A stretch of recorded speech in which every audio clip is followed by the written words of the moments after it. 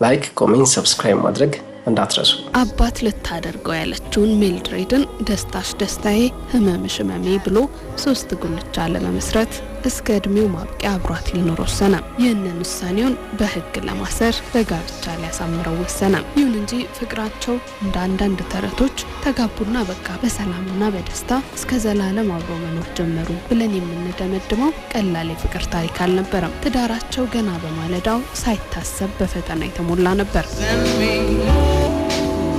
ለሪቻርድ ሚልድሬድን ማግባት ቀላል አልነበረም። ቅድም እንዳልኳችሁ ጊዜው 1958 ነው። ይህ ወቅት ደግሞ በሌላ ያለው አሜሪካ ሰብአዊነት ሳይሆን ቀለም ቅድሚያ የሚሰጥበት፣ ጥቁሮች ከሰውነት ሚዛን ዝቅ ተደርገው እንደ እንስሳ የሚቆጠሩበት ወቅት ነው። አንድ ነጭ ዘሩን ከጥቁር ጋር መደባለቅ ፈጽሞ አይፈቀድለትም። በዚህ መነሻነትም በአብዛኞቹ የአሜሪካ ግዛቶች ቅይጥ ጋብቻ ወይም ኢንተርራሻል ሜሬጅ ፈጽሞ አይፈቀድም ነበር። ይህ በህግ ተጽፎ የተቀመጠ የሚያስቀጣ ወንጀል ነበር። ሚልድሬድና ሪቻርድን እንደዚህ አይነት ፈተና ነበር የገጠማቸው። It was a historic moment for civil rights in America, but also a very personal one.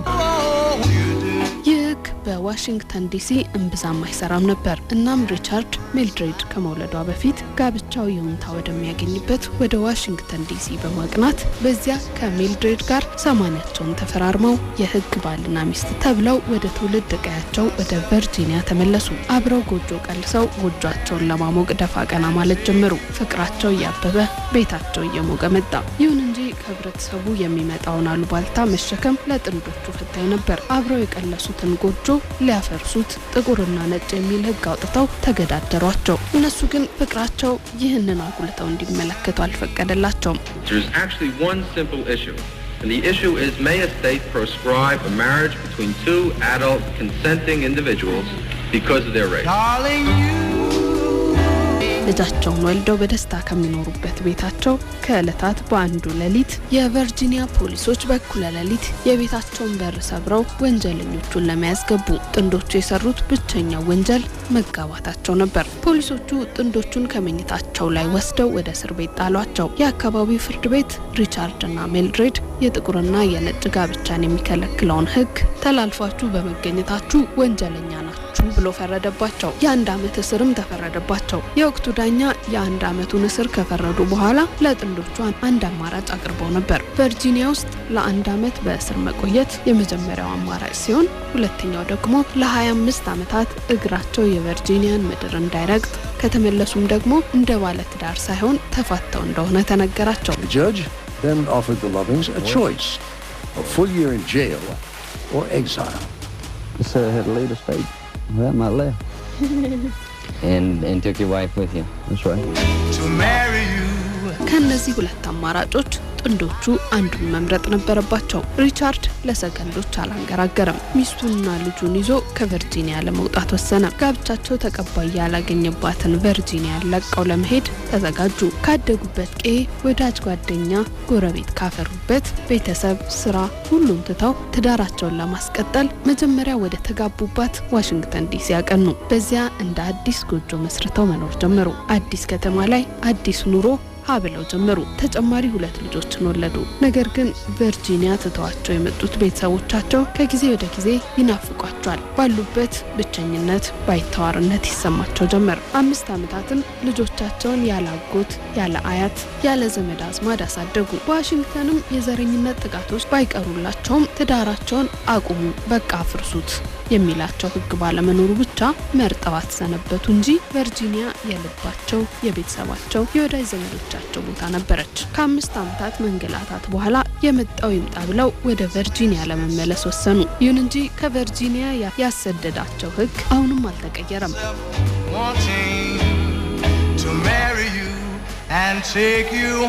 በዚህ ጊዜ ግን ህጉን ለመታገል ወሰኑ። ወቅቱ የአሜሪካ ጥቁሮች መብታችን ይከበር ያሉበትና የነ ማርቲን ሉተር ኪንግ የእኩልነት ጥያቄ እንደ ወንዝ ሙላት አሜሪካን ይነጥ የነበረበት ወቅት ነበር። እናም ሚልድሬድ የዘረኝነት ገፈት ቀማሽ የሆነው ትዳሯን በህግ ፊት ይሁንታ ያገኝ ዘንድ ለመታገል ቆረጠች። በወቅቱ ጠቅላይ አቃቢ ህግ ለነበረው ሮበርት ኬኔዲ ሚልድሬድ የተፈጠረውን እያንዳንዱን ነገር ጽፋ ትዳሯ ምን ያህል ፈተና ውስጥ መግባቱን አስረድታ በ1964 ደብዳቤ ላከች። ሮበርት ኬኔዲም ደብዳቤዋን ተመልክቶ በወቅቱ የእኩልነት ጥያቄዎችን ለሚያስተናግደው አሜሪካን ሲቪል ሊበርቲስ ዩኒየን እንዲተላለፍ አደረገው። ማህበሩ ለጥንዶቹ ለመታገል በመወሰኑ 2 በጎ ፈቃደኛ ጠበቆች ጥንዶቹን ወክለው ይከራከሩ ዘንድ ተመደቡ። በርኒ ኮሄን እና ፊሊፕ ሂርሽኮፕ ይሰኛሉ።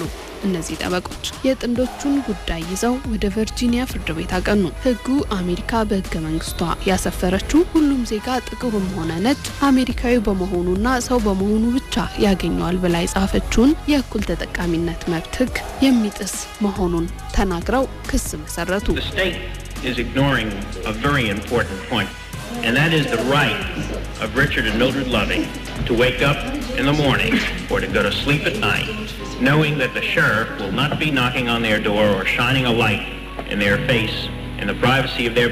የቨርጂኒያው ፍርድ ቤት በኩሉ እኔ ነጭና ጥቁር አይጋባም የሚል ህግ አወጣው እንጂ እኩል አይሆኑ አላልኩም። ሁለቱ የግዛቲቷን ህግ ስለጣሱ ጥቁሩም ነጩም እኩል ተቀጣዋል፣ በዘር አለየናቸው ሲል ተከራከረ። ይህ የእኩልነት ሳይሆን የዘር መደባለቅ ክስ ነው። እኛ ቅጣት የጣልንባቸው ጥቁር በመሆናቸው ብቻ ሳይሆን ሌላ ህግ ስለጣሱ ነው የሚል መከራከሪያ ያቀረቡ። በዚህ ስምምነት ላይ መደረስ ባለመቻሉ የጥንዶቹ ጉዳይ ወደ ዩኤስኤ ፌደራል ፍርድ ቤት እንዲሄድ ተደረገ።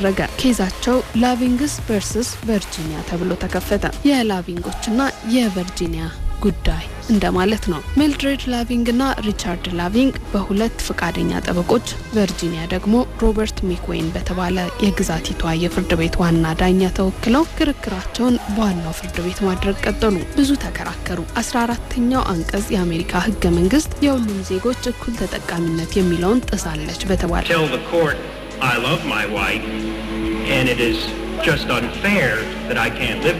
ጥቁርና ነጭ እንዳይጋቡ የሚከለክለውን ህግ የሰዎችን በእኩልነት የመኖር መብት የሚጋፋ ሲል ሰየመው። እኩልነት በዘር የሚሰጥ ሳይሆን አንድ ሰው እወደዋለሁ እወዳታለሁ ብሎ አብሮ ለመኖር እስከወሰነ ድረስ ያለምንም የዘር ልዩነት የፈለገውን ሰው አግብቶ መኖርን ያካትታል ሲል ህጉ በፍጥነት እንዲነሳ ወሰነ።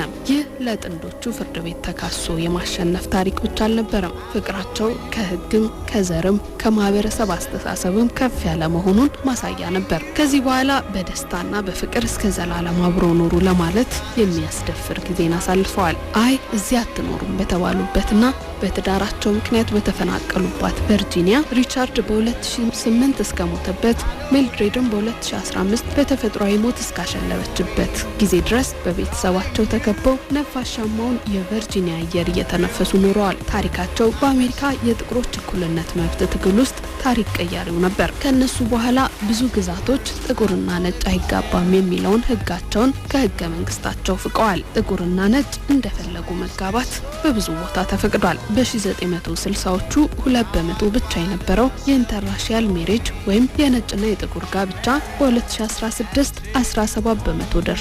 ይህ ብቻም አይደለም። በአሜሪካ ፍርዱ የተሰጠበት ጁን 12 ላቪንግ ዴይ ተብሎ ዛሬም ድረስ ታስቦ ይውላል። የጥቁርና የነጭ ባለትዳሮች ቀን እንደማለት ነው። Their victory is celebrated by marriage rights advocates every year on this day, called, appropriately enough, Loving Day. ታሪካቸው በቨርጂኒያ ሙዚየሞች ውስጥ በክብር ሰፍሯል። የጥንዶቹ ታሪክ በብዙ ደራሲያን ወደ ፊልም፣ ወደ ዶኩመንተሪና ወደ መጽሐፍ ተቀይሯል። ከነዚህም ውስጥ በ1996 የተሰራው ሚስተር ኤንድ ሚስ ላቪንግ የተሰኘው ፊልም እንዲሁም በኤችቢኦ ማክስ የተሰራው ብዙ ሽልማቶችን የሰበሰበው ዘ ላቪንግ ስቶሪ የተሰኘው ዶኩመንተሪ ተጠቃሾች ናቸው። ትውልደ ኢትዮጵያዊቷ ሩት ነጋ የሚልድሬድን ገጸ ባህሪ ወክላ የምትተውንበትና በዚህ ድንቅ ትወናዋ የኦስካር ተሸላሚ የሆነችበት ላቪንግ የተሰኘው የ2016 ፊልምም እንዲሁም ተወዳጅ ነው። የላቪንግ ታሪክ የፍቅር ታሪክ ብቻ አይደለም፣ ፍቅር በምንም ሁኔታ ውስጥ አሸናፊ መሆኑን ማሳያ የሆነ ታሪክ እንጂ። ላይክ፣ ኮሜንት፣ ሰብስክራይብ ማድረግ እንዳትረሱ። በገበታ በወርቅ በእንቁ በቤተሰብ ፕላስ እና በኢቴል ጥቅሎች በወር $5 ጀምሮ በመግዛት የተለያዩ ድራማዎችን ካለምንም ማስታወቂያ እንዲሁም ያለምንም ገደብ የበዙ የድራማ ስራዎችን ይከታተሉ። የግጥም አልበሞች፣ ተወዳጅ ከያናያን ጋር የሚደረግ አዝናኝ ቆይታዎችን፣ የሁሉም የሬዲዮ ጣቢያዎች ዝግጅቶችን በአንድ መድረክ ያለ ገደብ ከተጨማሪ 2000 በላይ ዝግጅቶችን በፈለጉ ጊዜ በየትኛውም ቦታ ሆነው በኦንላይንም ሆነ በኦፍላይን እንዳሉ መመልከት የሚችሉበት አዲስ የሜምበርሺፕ በጣም መድረክ አዘጋጅተናል። በአንድ ክፍያ በእጅ ስልኮ በታብሌት ወይም በኮምፒውተር አለም በቲቪ ተጨማሪ ሳይከፍሉ መመልከት ይችላሉ። በወር $5 ጀምረው በፔፓል እና በማስተርካርድ መክፈል የሚችሉ ሲሆን በፈለጉ ጊዜ በቀላሉ ማቋረጥ ይችላሉ። የጣዕም ሜምበርሺፕ ጆይን ያድርጉ። ጣዕም፣ ሁሉም ነገር ስለ ህይወት።